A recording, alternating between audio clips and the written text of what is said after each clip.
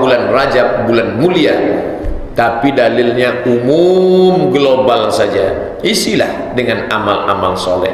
Mau puasa sunat, ya baik. Sebetulnya di antara hikmah lagi bulan Rajab, aman orang datang untuk tawaf sa'i ke Baitullah setelah lewat Zulqa'dah, Zulhijjah, Muharram.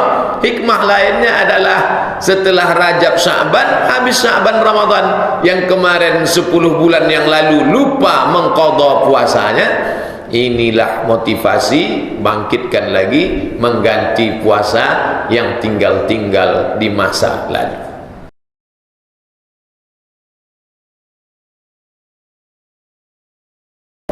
Bapak-bapak, ibu-ibu, hadirin hadirat, alim ulama, cerdik pandai, tokoh masyarakat, yang besar tak dihimbau gelar, yang kecil tak dapat disebut nama, insyaallah kita semua hamba-hamba dimuliakan Allah Subhanahu wa taala. Amin ya rabbal alamin.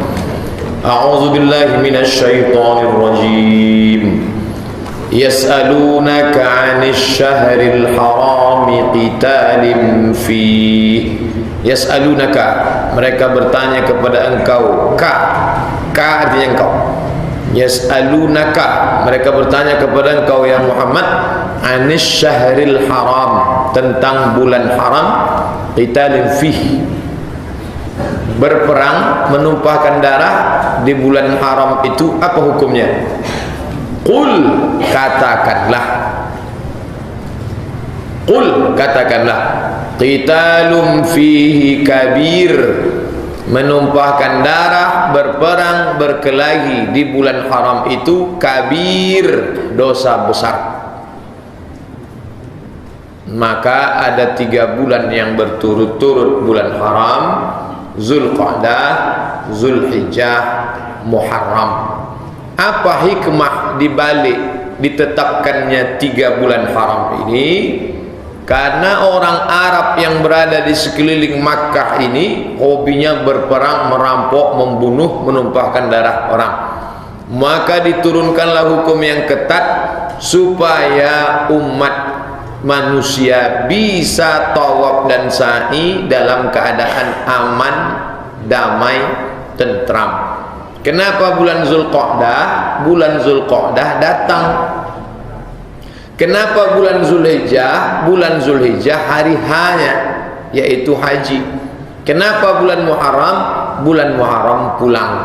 Jadi 3 bulan berturut-turut. Zulqa'dah datang, Zulhijjah hari H, Muharram pulang. Aman, insyaallah tak ada yang mengganggu.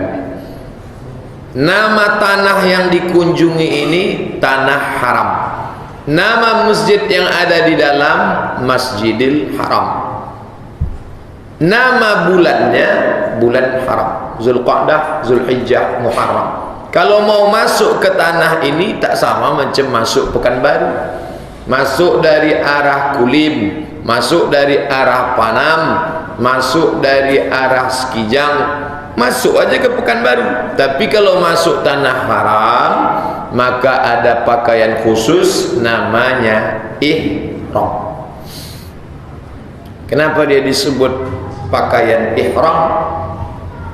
Karena sebelum itu semuanya halal, tapi setelah dia pakai ihram, segala yang haram halal menjadi haram. Posisi Ka'bah di tengah. Dari mana arah masuknya?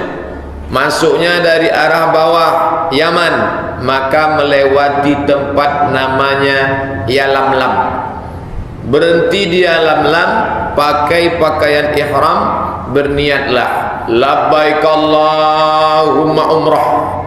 Kalau melewati itu kena denda, bayar dam. Dam artinya darah. Kenapa disebut menumpahkan darah? Karena memotong kambing 1 ekor dipatok harganya sekarang oleh pemerintah Saudi Arabia supaya tidak ada permainan harga, 600 rial. Ka'bah di tengah, datang dari arah Yaman, tempat berniatnya Yalamlam. Datang dari arah Najd, kanan agak ke bawah sedikit, Najd namanya dulu, sekarang namanya Riyadh. 1000 km dari Makkah itu ada kota Riyadh, sudah jadi ibu kota Saudi Arabia. Kalau datang dari arah Riyadh, tidak boleh langsung masuk ke Makkah, berhenti, ada pos, tempat berhenti itu namanya Zatu Irqin. Berhenti di Zatu Irqin, pakai pakaian ihram, labbaik Allahumma umrah. Kanan agak naik ke atas sedikit, Irak. Maka kalau datang dari arah Irak, Zatu Irqin, datang dari arah Najd, Riyadh, Qarnul Manazil, datang dari arah atas, Syam. Makkah di tengah, Yaman di bawah, Syam di atas. Syam ini sudah jadi 4 negara: Suriah, Yordania, Lebanon, Palestina. Datang dari arah atas, maka berhentilah yang sudah di tempat ditetapkan Nabi SAW. Nama tempatnya Juhfah. Tapi sekarang kalau mau dicari, Juhfah itu tak ada lagi. Tempat itu sudah berubah namanya menjadi Rabigh. Datang dari arah Madinah, Makkah, Madinah di atas, agak ke kiri sedikit. Datang dari Madinah pun tak boleh langsung masuk ke tanah haram tadi, mesti berhenti sejenak. Nama tempatnya itu adalah Zulhulaifah. Perasaan kami kemarin tak berhenti di Zulhulaifah, Pak Ustaz. Di mana berhentinya? Di Bir Ali. Nama dulunya Zulhulaifah, nama sekarangnya Bir Ali. Sama. Begitu juga dengan Pekanbaru ini. Dulu namanya Senapelan, sekarang namanya Pekanbaru. Begitulah Allah sudah menetapkan masuk ke tanah haram di bulan haram, diharamkan untuk berperang supaya orang aman menuju rumah yang diagungkan Allah Subhanahu wa taala. Dan besok hari terakhir kita di bulan Jumadil Akhir, hari Rabu kita sudah masuk bulan haram. Tadi Ustaz sebut 3: Zulqa'dah, Zulhijjah, Muharram. Kata Nabi ada satu yang terpisah dari yang 3. Salasun mutawaliyatun, yang 3 ini berdiri sendiri, tapi ada satu lagi terpisah nun jauh di sana, yaitu ma baina Jumada wa Sya'ban, antara bulan Jumadil Akhir dan bulan Sya'ban, yaitu Rajab. Kenapa dia ini sendiri? Orang setelah selesai Zulqa'dah, Zulhijjah, Muharram, setelah Muharram, Safar, Rabiul Awal, Rabiul Akhir, Jumadil Awal, Jumadil Akhir. Setelah 4 bulan meninggalkan tanah suci, muncul lagi kerinduan dalam hatinya untuk balik datang, maka dia melaksanakan umrah. Maka ada hikmah di sana. Atau orang tidak bisa datang di bulan yang 3 ini, maka datanglah dia di bulan Rajab, maka dia pun datang lagi untuk melaksanakan tawaf, sa'i dan tahallul. Bulan itu tersendiri yaitu bulan Rajab. Makanya dalam Quran dikatakan, A'udzubillahi minasyaitonirrajim. Inna iddatasy syuhuri 'indallahi 12. Sesungguhnya jumlah bilangan bulan ada isna, 2, asyara, 10. 2 tambah 10, 12.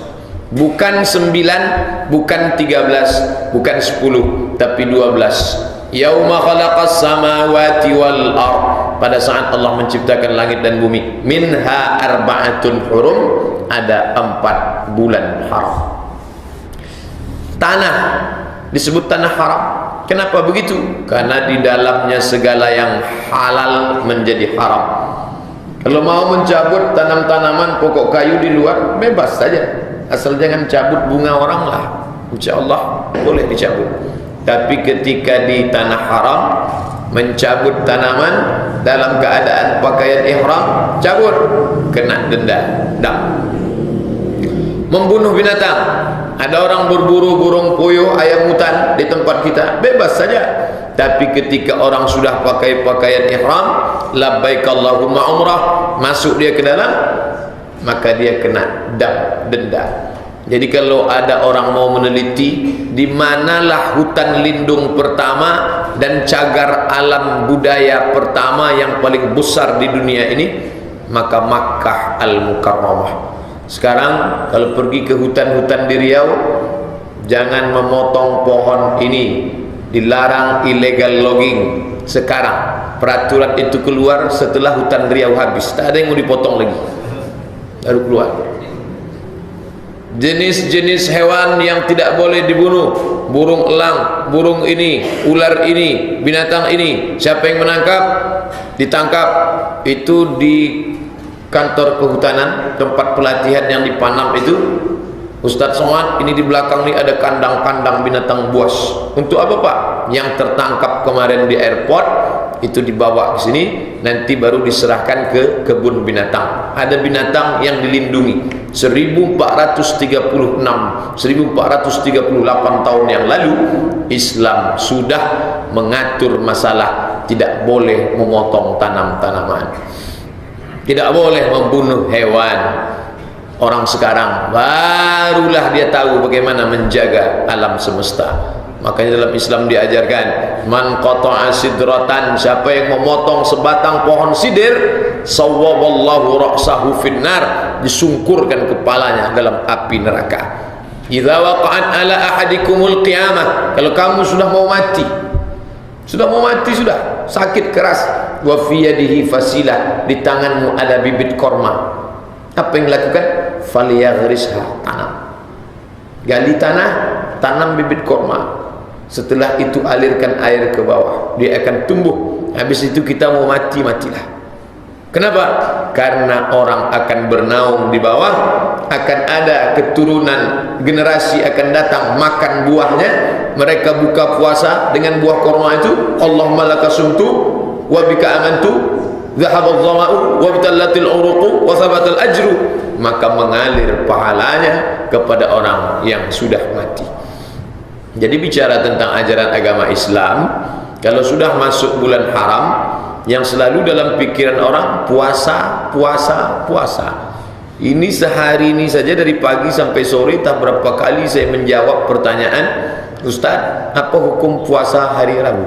Apa hukum puasa hari Rabu nanti? 1 Rajab. Puasanya baik, tak salah, bagus. Apa salahnya? Yang tak betul itu adalah membuat-buat pahala yang terlampau melambung-lambung. Siapa yang puasa hari pertama maka dihapuskan dosa setahun.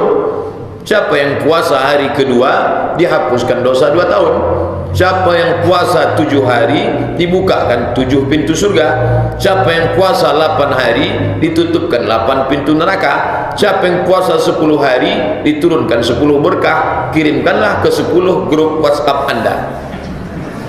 Itu tak betul. Perbuatannya baik, tapi menisbatkan Nabi bersabda, itu yang tak betul. Kalau mau ingatkan aja.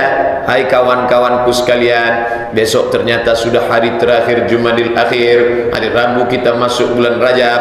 Marilah kita menjaga kemuliaan bulan ini. Jangan kelahi, jangan numpahkan darah, jangan bertengkar. Marilah kita galang persatuan. Baik, tak salah. Tapi ketika dikatakan Nabi bersabda, Nabi tak pernah bersabda tentang hari pertama, hari kedua, hari ketiga. Oleh sebab itu kata Nabi, man kadzdzaba alayya muta'ammidan, siapa yang berdusta kepadaku secara sengaja dengan penuh kesadaran, membuat-buat kalimat, didustakannya hanya dengan niat ingin ngajak orang buat baik, falyatabawa maq'adahu minan nar, siapkanlah tempat duduk dari api neraka. Satu kelompok mengatakan Rajab ini tak ada apa-apanya. Rajab ini sama aja macam Januari, Februari, Maret, April. Yang satu kelompok lagi terlalu mengagung-agungkan. Yang betul yang mana? Jalan tengah, bahwa bulan Rajab bulan mulia, tapi dalilnya umum, global saja. Isilah dengan amal-amal soleh. Mau puasa sunat, ya baik. Sebetulnya di antara hikmah lagi bulan Rajab, aman orang datang untuk tawaf sa'i ke Baitullah setelah lewat Zulqa'dah, Zulhijjah, Muharram. Hikmah lainnya adalah setelah Rajab, Sya'ban, habis Sya'ban, Ramadan. Yang kemarin 10 bulan yang lalu lupa mengqadha puasanya, inilah motivasi bangkitkan lagi, mengganti puasa yang tinggal-tinggal di masa lalu. Ini tanah ini luas. Ada tanah Pulau Sumatera, ada tanah Pulau Jawa, ada Pulau Kalimantan, ada benua Amerika, Afrika, Asia, Eropa, Australia. Tapi ada satu kelompok tanah yang kalau sholat di situ pahalanya 100.000 rakaat dibandingkan sholat di Masjid An-Nur. Satu rakaat di situ bisa 100.000 rakaat. Kecil saja dia. Berapa meter tempatnya itu Pak Ustaz? Ka'bah di tengah. Kalau tengok peta, Ka'bah di tengah, sebelah kirinya Jabal Bukit Jabal Rahmah, Padang Arafah. Sebelah kanannya tempat perjanjian Hudaybiyah. Inilah batas tanah haram yang agung dan mulia itu. Ka'bah di tengah, Padang Arafah. Dari Ka'bah ke Padang Arafah 22 km.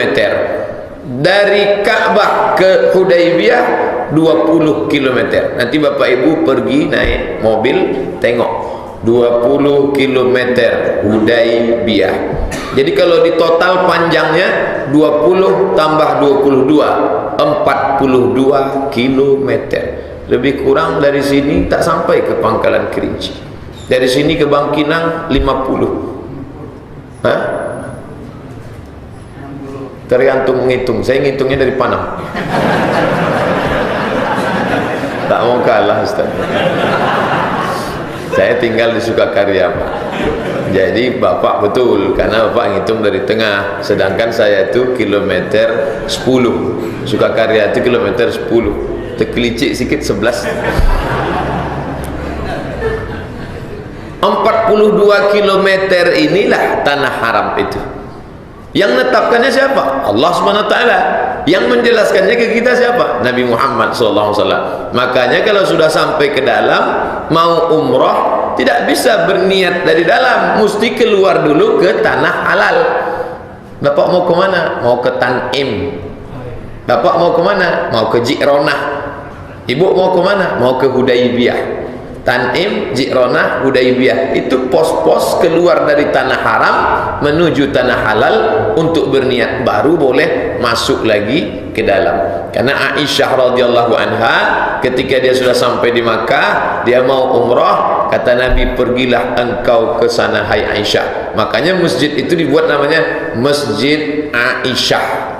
Kenapa nih Masjid Aisyah? Karena disitulah Aisyah dulu berniat untuk ihram. Masjid Tanim, Masjid Aisyah, Masjid Ji'ronah, Masjid Ji'ronah, Masjid Aisyah, Masjid Tanim, Masjid Aisyah. Ji'ronah tempat Nabi berniat.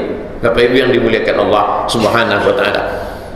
Ada tanah yang begitu luas, tapi dipilihnya hanya 42 km memanjang ini saja. Kenapa tak tanah Pekanbaru dipilihnya? Itu hak prerogatif dia. Kita tak boleh unjuk rasa. Besok ramai-ramai orang Pekanbaru buat Pekanbaru macam Makkah. Di solat di masjid kami ini sama juga 100.000. Tak bisa. Itu prerogatif pilihan Allah SWT. Banyak manusia, ada suku Jawa, ada suku Melayu, ada suku Batak, ada Minangkabau, ada orang Inggris, ada orang Perancis. Tapi yang dipilih Allah Ta'ala orang Arab, dan tidak pula semua Arab. Arab Quraisy. Nabi Muhammad itu Arab yang Quraisy. Sedangkan orang Madinah Arab tapi tidak Quraisy. Dan di antara yang Quraisy itu dipilihnya pula Bani Abdul Muttalib, Bani Hashim. Muhammad bin Abdullah bin Abdul Muttalib bin Hashim bin Abdi Manaf. Besar Bani Hashim, diperkecil lagi Bani Abdul Muttalib. Tidak pula semua Abdul Muttalib. Ada salah satunya namanya Abdullah, dan Abdullah itulah punya anak satu laki-laki namanya Muhammad sallallahu alaihi wasallam. Dia yang dipilih Allah. Tidak semua orang siap menerima pilihan Allah. Kita alhamdulillah di Pekanbaru ini tak pernah komplain. Buktinya mana? Tadi kita mengucap nama dia. Asyhadu an la ilaha illallah wa asyhadu anna Muhammadar Rasulullah. Tapi orang Yahudi tak tahu. Wa kanu min qablu yastaftihuna 'ala alladzina kafaru. Sebelum Muhammad lahir, orang Yahudi selalu minta menyebut namanya ketika perang. Orang Yahudi kalau perang melawan suku Bani Ghatafan, mereka berdoa kepada Allah, ya Allah, kami bertawassul kepada Engkau berkat Nabi yang akan lahir akhir zaman nanti, tolonglah menangkan kami melawan Bani Ghatafan. Mereka bertawassul dengan Nabi. Itulah makna ayat. Wa kanu min qablu yastaftihuna 'ala allazina kafaru. Sebelum Muhammad lahir di kota Makkah, setiap kali Yahudi perang, maka mereka bertawassul dengan menyebut nama berkat Nabi yang akan lahir di akhir zaman nanti, ya Allah, menangkanlah kami melawan Bani Ghatafan. Falamma ja'ahum ma'arafu, ketika Muhammad datang kepada mereka, kafaru, mereka kafir. Sebelum datang dia percaya, setelah datang dia malah kafir. Bedanya dengan kita, sebelum Nabi datang kita tak tahu, setelah dia datang kita beriman. Orang Yahudi kebalikannya, sebelum Nabi lahir mereka percaya, setelah Nabi lahir mereka tolak. Kenapa? Hanya beda dua simpang. Dalam kitab mereka dikatakan Nabi Muhammad itu keturunan Ibrahim. Mereka sangka keturunan Ibrahim dari jalur sini, ternyata dari jalur sini. Ibrahim punya anak Ishak, Ishak punya anak Yakub, Yakub punya anak Yusuf, Yusuf punya saudara Yahuza, cucu cicit Yahuza Yahudi. Mereka sangka dari jalur sini, ternyata Muhammad itu dari jalur Muhammad bin Abdullah bin Abdul Muttalib bin Abdi Manaf bin Qusay, keturunan Kilab, cucu Fihir, keturunan Adnan, cucu cicit Ismail, anak kandung Ibrahim alaihissalam. Beda dua jalur saja mereka tak percaya. Kita dengan Nabi Muhammad berapa jalur? Dah jalur-jalur mana kita? Tapi kita tak pernah mempermasalahkan dia. Yang Melayu tetap asyhadu an la ilaha illallah, yang Batak tetap asyhadu an la ilaha illallah. Siapa dia? Ustaz Nababan. Pernah Ustaz Nababan mempermasalahkan Nabi Muhammad? Aku tak percaya Muhammad itu, aku mau nabinya yang pakai marga, Muhammad Nababan. Tak pernah. Kita tak pernah permasalahkan dia. Tapi orang Yahudi mempermasalahkan. Banyak permukaan bumi, ada satu yang dipilih Allah, tanah haram. Banyak orang, ada satu yang dipilih Allah, Muhammad sallallahu alaihi wasallam. Banyak bulan, tapi ada 4 yang dipilih Allah, Zulqa'dah, Zulhijjah, Muharram, Rajab. Pilihan Allah, maka kita ikut memuliakan bulan ini dengan meningkatkan ibadah. Nanti kalau ada ustaz yang ceramah, jangan khusus-khususkan ibadah, ini bid'ah saja. Maksud cakap dia itu, jangan mengkhususkan amal tertentu, hari tertentu, dengan balasan tertentu, dengan cara tertentu. 4 itu yang tak boleh. Mengkhususkan hari tertentu, dengan amal tertentu, dengan mengharap balasan tertentu, membuat dalil tertentu. Adapun amal-amal yang umum, puasa, mengqadha tinggal yang lama-lama, memperbanyak solat-solat, tapi tidak dibuatnya solat khusus, usolli sunnatal rajab, tak ada itu. Dia tetap tahajud, hanya saja mungkin selama ini ayatnya pendek-pendek. Malam rajab itu dibuatnya panjang. Panjang saya malam tadi Pak Ustaz, karena memuliakan rajab nih. Biasanya apa? Kul huwallah. Tadi malam apa? Kuliah. Nah, sedikit aja bedanya tuh.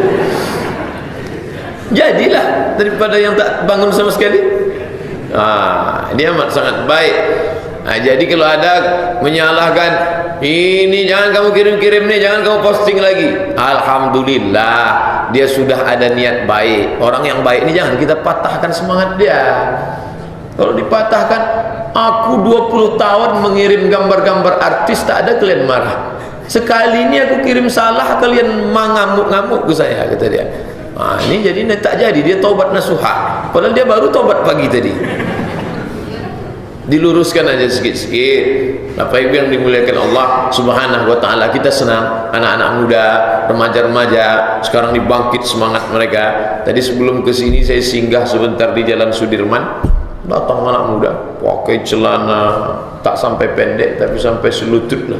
Yang ini pendek semua, yang ini panjang diikat ke belakang. macam Stephen Seagal. Tengoknya saya lama, tengoknya disalamin.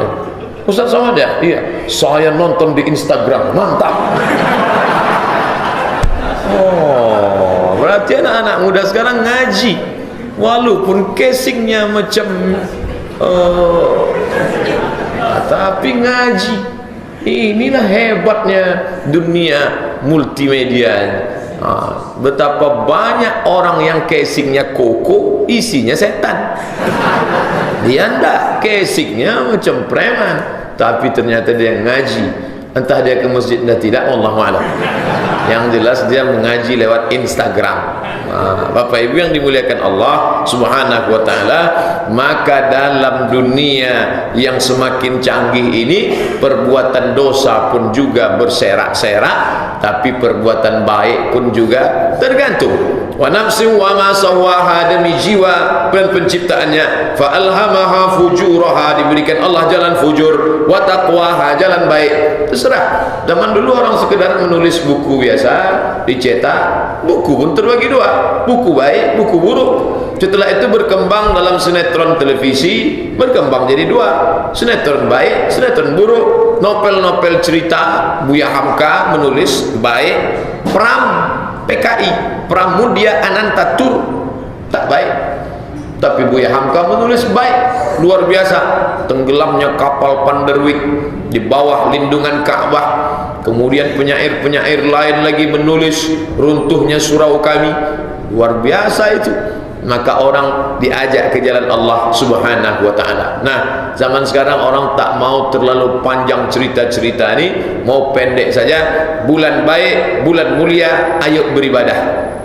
Allah Subhanahu wa taala memilih tempat, memilih orang, dia pula yang menetapkan cara ibadahnya. Maka ini semua tak lain tak bukan supaya orang bisa mendekatkan diri kepada Allah. Karena dalam hati yang paling dalam ada rasa ingin mendekatkan diri kepada Allah. Cuman caranya tak tahu. Gimana lah caranya mendekatkan diri kepada Allah itu? Ya, datang orang India, dibuatnya cara yoga. Yoga itu cara mendekatkan diri pada Tuhan. Menurut mereka, Tuhan itu ada Tuhan besar, ada Tuhan kecil. Tuhan besar itu namanya Brahman. Tuhan yang besar itu memercik, memancar, melimpah. Limpahan Tuhan yang besar itu, muncullah Tuhan kecil namanya Atman. Atman itulah yang masuk ke dalam diri kita ini. Atman, Atman, Atman, Atman. Lalu Tuhan yang ada dalam diri ini ingin menyatu dengan Tuhan yang besar. Cara mengkonekkannya adalah dengan cara yoga. Pejamkan mata, tarik nafas panjang, menyatu dengan Tuhan. Yoga. Oke, jangan ikut yoga. Ini orang Islam banyak ikut yoga. Orang Islam tak perlu, karena itu mengajarkan, itulah yang menyusup ke dalam ajaran Manunggaling Kaula Gusti. Tuhan besar namanya Gusti, Tuhan kecil namanya Kaulo. Kaulo bisa menyatu dengan Gusti, Manunggaling Kaulo Gusti. Kalau sudah menyatu Tuhan besar dengan Tuhan kecil, maka gugurlah syariat. Kamu enggak sholat, aku kan Tuhan. Masa Tuhan nyembah Tuhan? Itu kan artinya jeruk makan jeruk, menyusup ke dalam. Maka muncullah orang yang menulis di status FB-nya, ditunjukkan ke saya, mata saya menengok sendiri. Apa kata dia? Tuhan tidak pernah menciptakan aku agar aku menyembah dia, tapi dia menciptakan aku karena dia ingin bersemayam dalam diriku. Di mana tuh Ustaz? Di Pekanbaru nih. Di mana orang tak tahu pula saya tadi. Tapi FB-nya ditunjukkan orang ke saya. Tak sholat, karena Tuhan sudah masuk dalam. Ujung-ujungnya apa? Akan berzina. Ketika berzina, kamu kenapa berzina? Tuhan nyuruh aku berzina. Dan orang sangat senang dengan yang begini, karena dia melahirkan pembenaran. Sedangkan orang Islam mencari kebenaran. Ajaran ini melahirkan pembenaran. Berzina tak salah, mencuri tak masalah. Kenapa? Karena Tuhan sudah bersatu dengan aku. Bapak Ibu pernah tak menengok orang barat mengaku I'm a God, aku adalah Tuhan? karena Tuhan ada dalam diriku. Maka dalam Islam diajarkan, kau bukan Tuhan. Kenapa? Abdus Somad, kau bukan Tuhan. Kenapa aku bukan Tuhan? Karena Tuhan itu lam yalid walam yulad. Tuhan tak beranak, aku tak beranak. Istri kau beranak. Walam yulad, engkau tidak dilahirkan. Engkau dilahirkan apa tidak? Abdul Somad, aku dilahirkan, aku punya emak, aku punya ayah. Berarti kau bukan Tuhan. Semua yang dilahirkan, maka dia bukan Tuhan. Islam itu jelas. Dan di ujungnya, walam yakul lahu kufuwan ahad. Tidak ada satupun yang setara, yang selevel dengan dia. Engkau selevel dengan kawan sahabatmu, maka Tuhan tak mungkin sama dengan engkau. Makanya ayat itu yang dibaca oleh seorang sahabat dari solat isya sampai subuh tak berhenti. Qul huwallahu ahad, Allahu samad, lam yalid walam yulad walam yakul lahu kufuwan ahad. Rukuk, sujud, bangkit. Qul huwallahu ahad sampai diadukan ke Nabi. Ya Rasulullah, ya kawan saya ini solat tadi malam, gimana caranya? Sama macam kita ya Rasulullah, tapi ada yang aneh. Apanya yang aneh? Dari awal sampai azan subuh ayatnya qul huwallahu aja, enggak ganti-ganti. Dia sangka Nabi marah, bid'ah itu. Apa kata Nabi? Innaha la ta'dilu sulusal Quran. Yang dia lakukan itu satu kali dia baca sama dengan sepertiga Al-Quran. Dia sudah menghatamkan Quran berkali-kali. Berbunyi dia. Inilah dalil yang selama ini kami tunggu-tunggu Pak Ustaz. Kata yang hobi membaca qul huwallah. Makin yakin saya dengan qul huwallah Pak Ustaz. Qul huwallahu ahad, Allahu samad, lam yalid walam yulad walam yakul lahu kufuwan ahad. Datang seorang imam, Nabi kalau mengutus pasukan perang, satu panglima perang, satu imam. Karena ada orang hebat main panah, hebat naik kuda, hebat main tombak, tapi tak bisa jadi imam. Maka diutus Nabi, satu panglima perang, satu imam. Maka ketika itu diutuslah imam. Imam ini aneh, setiap membaca ayat qul huwallah, habis itu baru ayat panjang, diadukan ke Nabi. Imam kami ini aneh Nabi, kenapa setiap baca ayat tak berhenti baca qul huwallah? Kata Nabi SAW, panggil dia biar saya tanya, sini, kenapa kamu baca qul huwallah baru ayat panjang? Rakaat kedua baca qul huwallah baru ayat panjang. Inni uhibbuha, aku suka kepada qul huwallah. Apa kata Nabi? Hubbuka iyyaha adkhalakal jannah, cintamu kepada qul huwallah membuat engkau masuk surga. Makin yakin lagi kami Pak Ustaz. Tentang hebatnya qul huwallah. Baca qul huwallahu ahad, Allahu samad, lam yalid walam yulad walam yakul lahu kufuwan ahad. Qul huwallahu ahad, Allahu samad. Ustaz tu kan baca itu mentang-mentang ada nama dia di dalam. Minta hanya kepada Allah karena di dalam kemurnian. Apa maknanya? Memilih tempat tanah haram hak prerogatif Allah. Mengangkat orang yang paling mulia hak prerogatif Allah. Orang-orang filsafat tak setuju dengan keputusan Allah. Sampai ada seorang filsafat, filosof, apa kata dia? Saya lebih setuju kalau yang jadi nabi itu Aristoteles. Kenapa Muhammad? Dianggapnya jadi nabi itu macam pilkada. Dianggapnya jadi nabi itu macam PNS. Dianggapnya Nabi Muhammad bawa map, ikut fit and proper test. Lalu Nabi Muhammad lulus. Enggak, itu hak prerogatif Allah. Dia mau pilih Muhammad, itu terserah dia. Bukan kita campur tangan intervensi, dan kita berserah kepada keputusan Allah. Persiapan jiwa diri siap menerima keputusan Allah namanya Islam. Orang yang Islam itu namanya Muslim. Maka tadi kita mengaku wajjahtu wajhiya lillazi fatara samawati wal arda hanifan musliman. Aku menerima ya Allah, apapun yang kau katakan aku terima. Engkau katakan tanah haram itu jauh dari Pekanbaru 9.000 km, aku terima. Engkau katakan Nabi itu jauh dari sini, Nun di sana, Muhammad namanya, aku terima. Engkau pilihkan 4 bulan, Zulqa'dah, Zulhijjah, Muharram, Rajab, aku terima. Sami'na wa ata'na. Tapi tak semua orang Indonesia ini menerima. Orang Bogor tak mau terima. Nabi terlalu jauh di sana. Kami punya, siapa namanya? Ahmad Musadik. Orang Jakarta tak terima. Maka mereka buat Nabi baru, namanya Lia Eden.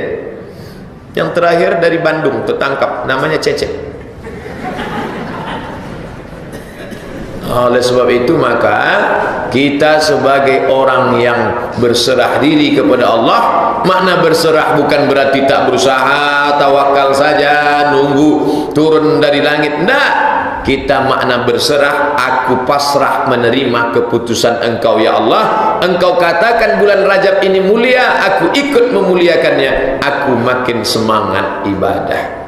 Alhamdulillah, di masjid ini setiap kajian Senin maka banyak yang tetap hadir, padahal Senin banyak orang puasa.